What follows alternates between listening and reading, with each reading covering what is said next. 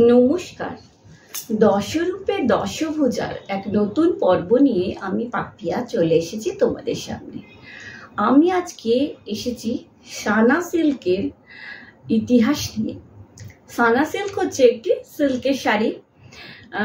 তোমরা কতজন জানো এই সিল্কের নাম আমি জানি না, কারণ এটি অতটা বহুল যে প্রচারিত নয়। আচ্ছা, সানা সিল্ক হচ্ছে এমন একটি সিল্ক যেটি প্রকৃত সিল্কের কাপড় নয়, এটি হচ্ছে পিওর সিল্ক নয়, এটি হচ্ছে পলিয়েস্টার সুতো বা আর্ট সিল্ক দিয়ে এই সিল্কটা তৈরি হয়। কিন্তু এই সিল্কের সুতোটা অত্যন্ত হালকা আর চকচকে এবং মসৃণ, যে কারণে একটা চকচকে জমকালো সিল্কের মতোই লুক দেয়, পিওর সিল্কের মতোই লুক দেয়। আচ্ছা, সানা সিল্ক মূলত ভারতেই প্রথম তৈরি হয়। এটি হচ্ছে সহজলভ্য এবং কম দামি আর কি, মানে বাজেট ফ্রেন্ডলি শাড়ি। এই সানা সিল্কের যে কাপড়, এটা থেকে শাড়ি, লেহেঙ্গা, কুর্তি, ব্লাউজ প্রভৃতি তৈরি হয়। এতে প্রথমে করা হয় কি, পলিয়েস্টার যে সুতোগুলো আছে সেইগুলোকে প্রথমে সিল্কের মতো ভালো করে মসৃণ করা হয়, মসৃণ চকচকে করা হয়, তারপর সেইটা দিয়ে শাড়িটা বোনা হয়, যার জন্য এতে একটা বেশ মানে চাকচিক্যময় লুক পাওয়া যায়, যেটাতে একটা বেশ রাজকীয় একটা লুক দেয়, যাকে বলে একটা ঝলমলে লুক দেয়। আর এই শাড়ির সানা সিল্কের বৈশিষ্ট্য হচ্ছে যে এটা একটা হচ্ছে এর দাম অনেক কম, অরিজিনাল সিল্কের থেকে এর দাম অনেক কম, যেহেতু এটা পলিয়েস্টার সুতো দিয়ে তৈরি। আর দ্বিতীয়ত হচ্ছে এটার কাপড়টা খুব দ্রুত শুকিয়ে যায়, ভিজলে তাড়াতাড়ি শুকিয়ে যায়, শুকানোর কোনো প্রবলেম হয় না। এটা কাচা বা ইস্ত্রি করাটা খুবই সহজেই আয়রন করা যায়। আর এই শাড়ির রক্ষণাবেক্ষণেরও খুব প্রয়োজন হয় না, যে খুব মানে খুব তোয়াজ করে রাখতে হয় না এই শাড়িকে। এই হচ্ছে এই শাড়ির বৈশিষ্ট্যগুলো। তবে এই শাড়ির কিছু কিছু অসুবিধাও রয়েছে, যেমন যেহেতু এটা পিওর সিল্কের থেকে তৈরি নয়, সিল্কের সুতো থেকে, তাই জন্য এটা অতটা আরামদায়ক বা নরম হয় না। এটা পলিয়েস্টার সুতো দিয়ে তৈরি বলে হয় কি, এই শাড়ির মানে পলিয়েস্টার সুতোটা হিটটাকে শোষণ করে নেয়, যার ফলে এটা গরমের সময় একটু অস্বস্তির কারণ হয়। এবং সানা সিল্ক হচ্ছে কি, অনেক সময় দেখা যায় যে বেশ কিছুদিন ব্যবহারের পর এটা উজ্জ্বলতাটা কমতে থাকে বা রংটা হালকা হতে থাকে অনেক সময়। তার জন্য এই কাপড়কে সাধারণত খুব লাইট ডিটারজেন্ট দিয়ে ধোয়া উচিত, এবং এটাকে ছায়া জায়গাতে ঠান্ডা জলে ধোয়া উচিত, লাইট ডিটারজেন্ট দিয়ে ঠান্ডার জায়গায় বা ছায়া জায়গায় মেলা উচিত। ডাইরেক্ট রোদে কখনোই মেলা উচিত না, তাহলে রং জ্বলে যেতে পারে। তারপর একে যে আয়রন করা হয়, আয়রন করতে হলেও একে সাধারণত খুব হালকা টেম্পারেচারে এটাকে আয়রন করতে হয়, এবং যদি তাতে এই কাপড়ে যদি কাজ করা থাকে তাহলে সেটাকে উল্টো দিক থেকে শাড়িটাকে সবসময় আয়রন করতে হয়, মানে সোজা দিক থেকে না, উল্টো দিক থেকে, নাহলে কাপড়ের গ্লেজটা চলে যাওয়ার চান্স থাকে। এই সানা সিল্কের কাপড়গুলোতে হয় কি, যে পলিয়েস্টার সুতোটাকে তো সিল্কের মতো তৈরি করা হলো, এরপরে এটা দিয়ে যখন শাড়িটা বোনা হয়ে যাচ্ছে তখন এটাতে মানে আর্টিফিশিয়াল রং দিয়ে এটাকে রঙিন করা হয় জিনিসটাকে। আর এটা হচ্ছে সানা সিল্কের হিস্ট্রি। আর এটা হচ্ছে যেহেতু কম দাম, মানে যাদের ধরো সিল্ক পরার ইচ্ছা কিন্তু অতটা আমার হয়তো বাজেট নেই, আমি একটা অনুষ্ঠান বাড়িতে পরতে চাই, বিয়ে বাড়ি হোক, অন্নপ্রাশন বাড়ি, জন্মদিন বাড়ি, আমি একটু গর্জাস লুক চাই, কিন্তু আমার হয়তো বাজেট অতটা নয়, তো তাতে কি হয়, এই সানা সিল্কটা আমরা পরতে পারি। এটা বাজেট ফ্রেন্ডলি, মধ্যবিত্তের আওতার মধ্যেই থাকে, কিন্তু এটা একটা চকচকে বেশ গর্জাস লুক দেয়, সেদিক থেকে এটা বেশ ভালো। আচ্ছা, এবার আমি তোমাদের সানা সিল্কটা নিয়ে তো বললাম, এই আমার শাড়িটা নিয়ে বলবো।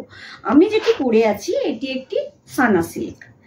দেখো এই শাড়িটা, এটা হচ্ছে লাল আর কালো মিলিয়ে শাড়িটা দেখতেই পাচ্ছ।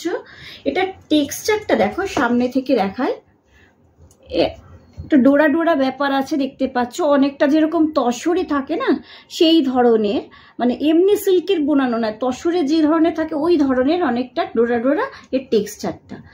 এটা হচ্ছে বডিটা, এর মধ্যে এইগুলোও কিন্তু সুতোর কাজ, জড়ি নয়। এটা গোল্ডেন কালারের সুতো দিয়ে এগুলো কাজ হয়েছে। আর এইটার পাটটা দেখো, পাটটা হচ্ছে কালো রঙের, তার মধ্যে প্রথমে হচ্ছে একটা সেই অনেকটা কিরকম বলবো, মৌমাছির চাকের যেরকম ডিজাইন ওই ধরনের পাড়ের এখানে ডিজাইন রয়েছে কিছুটা, আর ওপরে নিচে সরু একটা সরু ডিজাইন রয়েছে, তারপরে এখানে ফুলের কলকা রয়েছে, আর ওপরে আর একটা কলকা ডিজাইন রয়েছে। পাটটা না ভীষণ সুন্দর, পাটটা খুব গর্জিয়াস লুক দেয়, এবং এটা লাল কালো বলে এটা খুব ভালো লাগে দেখতে। আর এই শাড়িটার আঁচলটা দেখো, আঁচলটা খুব সুন্দর, খুব গর্জিয়াস আঁচল। এই দেখো, পুরো বেনারসি শাড়ির যেরকম আঁচল হয় ওই ধরনের আঁচল। এখানেও দেখো ওই যেটা দেখালাম পারে ওই ধরনেরই জিনিস করে একটা ফ্রেমের মতো করা হয়েছে। এই দেখো, এদিক দিয়ে চৌকো করে পুরো ফ্রেমের মতো করা হয়েছে, আর মাঝে কতগুলো পেজলি করা হয়েছে, পেজলিগুলোর ভেতরে আবার ডিজাইন, ফুল পাতা দিয়ে ডিজাইন করা হয়েছে, দিয়ে এটা বোনা হয়েছে। শাড়িটা দেখতে খুবই গর্জিয়াস, এবং ধরো দামও এই শাড়িগুলোর অত বেশি নয়। শাড়িগুলোর উল্টো দিকটা তোমাদের দেখাই, এই দেখো, এটা কিন্তু মেশিনে বোনা, হ্যাঁ, হাতে বোনা নয়, এগুলো হচ্ছে মেশিনে বোনা।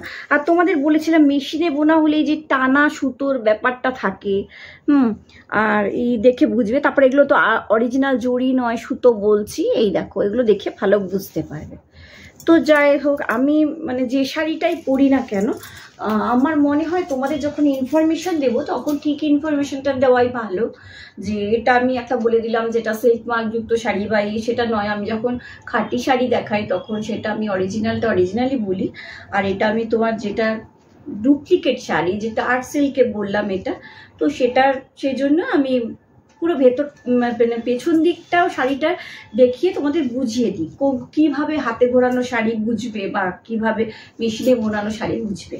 তো এই হলো সানা সিল্কের হিস্ট্রি। আর আমার শাড়িটাও দেখলে, শাড়িটা ভীষণ সুন্দর, যদিও ব্লাউজ পিসটা দেখছো, ব্লাউজ পিসটা হচ্ছে ব্ল্যাক কালারের, আর হাতে এখানে জড়ি দিয়ে কাজ, আর এখানে একটুখানি রেড বর্ডার রয়েছে। এই হচ্ছে এটা সানা সিল্কের এটা হিস্ট্রি। এই শাড়িটা আমি একবার ইসে কিনেছিলাম, কালী পুজোর সময় কিনেছিলাম। তো এটা গত বছর না, ঠিক তার আগের 2 বছর ওই টাইমটা সানা সিল্কটা খুব উঠেছিল, এখন আবার অত দেখা যায় না। তো সেই সময় আমি এটা কিনেছিলাম, তখন আমার এটা রেড আর ব্ল্যাকে এটা ভালো লাগে, প্লাস গোল্ডেন যেহেতু আছে কাজটা, আর এটার পাড়টার জন্য না শাড়িটার লুকটা ভীষণ সুন্দর, পাড়টা ভীষণ সুন্দর, পাড় আর আঁচলটা। আর আমি এটা লালটা আরও কিনি, কারণ কালী পুজোর সময় আমার শ্বশুরবাড়িতে লক্ষ্মী পুজো হয়, সেই লক্ষ্মী পুজোতে পরার জন্যে আমি এই শাড়িটি কিনে নিই। তখন আমার বেশ ভালো লাগে, এবং পরে লক্ষ্মী পুজো না আমি একটি বিয়ে বাড়িতেও যাই, সেখানে সবাই খুব প্রশংসা করে শাড়িটি। তো এই শাড়িটি বাজেট কম হলেও শাড়িগুলো দেখতে ভালো। আর এমনিতে না শাড়িগুলো গরম হয়তো তোমার খুব গরম ওয়েদার গরম লাগবে, কিন্তু শাড়িটা খুব লাইট ওয়েট, পরে যার জন্য খুব আরাম হয়। এই শাড়িগুলো ভারী নয় বেশি, সেই জন্য এটা বললাম তোমাদের সানা সিল্কের হিস্ট্রি এটাই। আর এটার আর বেশি হিস্ট্রি কিছু নেই, যেহেতু এটা আমাদের এখানেই তৈরি, আর এটা বললাম মধ্যবিত্তের জন্যেই এটা তৈরি হয়েছে। তো আজকে আমি এখানেই এটা শেষ করলাম। আর এই ইনফরমেশনগুলো যদি তোমাদের ভালো লাগে আমার চ্যানেলটাকে একটু সাবস্ক্রাইব করো, শেয়ার করো, লাইক করো। আর আজ আসি। আর তোমাদের আরেকটা কথা বলে যাই, দেখো তোমাদের আমি বারবার যেটা বলি, শাড়ি যখনই পরবে বা যখনই কিনবে আসল আর নকল জেনে নেবে, জেনে নিয়ে কিনবে, কখনো মানে ঠকে গিয়ে জিনিসটাকে পরো না। হ্যাঁ, আমি যখন এটা কিনেছি আমি কিন্তু জানতাম যে আমি একটা ডুপ্লিকেট শাড়ি কিনছি, আর আর আরেকটা ব্যাপার হচ্ছে, এটা কিন্তু আমি যে কিনেছি এটাও আমি একটা বুটিক থেকে কিনেছি।